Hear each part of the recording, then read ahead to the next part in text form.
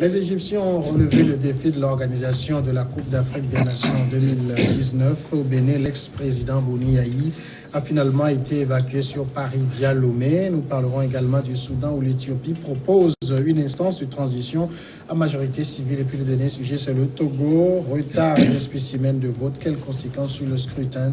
On va en parler ce soir autour du plateau avec Dimas Tikoto, directeur de publication du Forum de la semaine. Bonsoir Dimas. Bonsoir Samuel.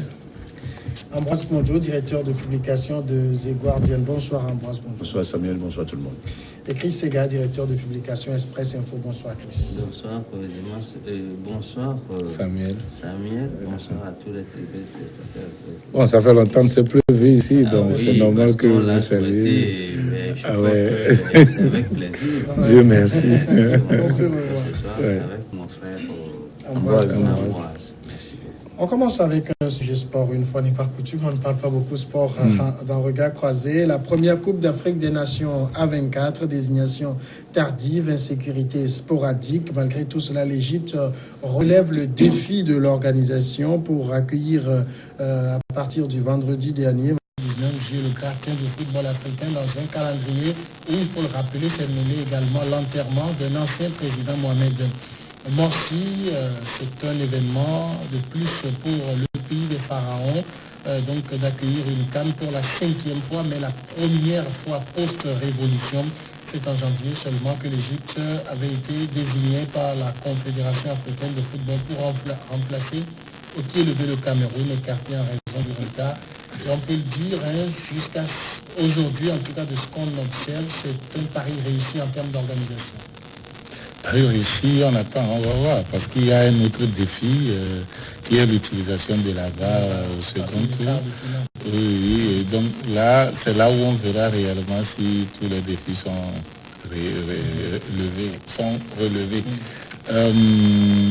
Pour le moment, oui, vu l'organisation, ils ont des stades bien nickel, des stades, quand même, l'Égypte fait partie des championnats professionnels du continent, des championnats les plus élevés. Donc, il y a de quoi acquérir des infrastructures adéquates. Et donc, pour le moment, rien n'est à signaler.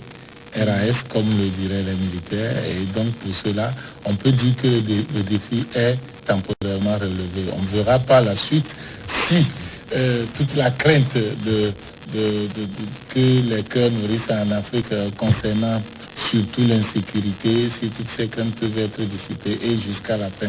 S'il n'y a pas eu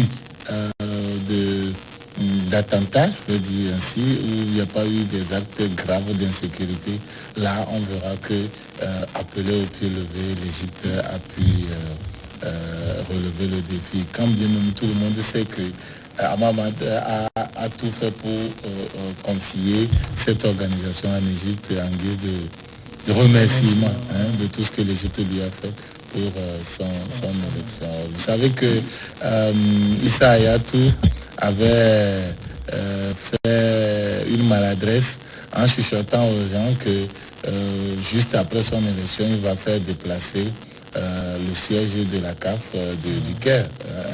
Ça lui a vraiment coûté. Et tous ceux qui en veulent participer comment appelle-t-on au congrès de la CAF qui a vu Hamad venir, ont vu clairement l'Égypte qui a pris siège et ouvertement qui faisait campagne pour Hamad. Ce n'est pas quelque chose de caché. C'est vrai que ce n'était pas la fédération égyptienne de football qui faisait, mais c'est le gouvernement égyptien qui donnait les moyens visiblement à des gens pour aller contre Issa Hayatou. Et donc, pour pouvoir le remercier, on a tout fait pour remettre l'organisation de la CAN. Bon, c'est vrai, on verra bien ce que ça va donner à la fin. Alors, Chris Segas, c'est déjà la première fois qu'on va faire une CAN à 24 et l'Égypte montre qu'elle a les moyens d'accueillir une compétition à 24. Oui, je crois que la presse internationale en a parlé et cela fait honneur à ce pays-là, à l'Égypte, qui sort d'une situation sociopolitique très difficile. Vous ne perdez pas de vue quand même que Et avant l'arrivée même au pouvoir de Sissi, il s'est passé beaucoup de choses. Et après même son arrivée au pouvoir, le défi sécurité était à relever surtout dans le Sinaï. Et puis même maintenant, aujourd'hui, vu qu'il a rapidement relevé ces défis, d'abord un défi sécurité, un défi économique chez lui. Et après, il a fallu qu'on retire la coupe là au Cameroun pour dire que c'est l'Égypte qui a souffert quand même d'une certaine situation et qui finalement s'est relevé de bon pied. Je vous propose de maintenir le fil de votre discussion. On va aller à la première pause. Merci. Oh.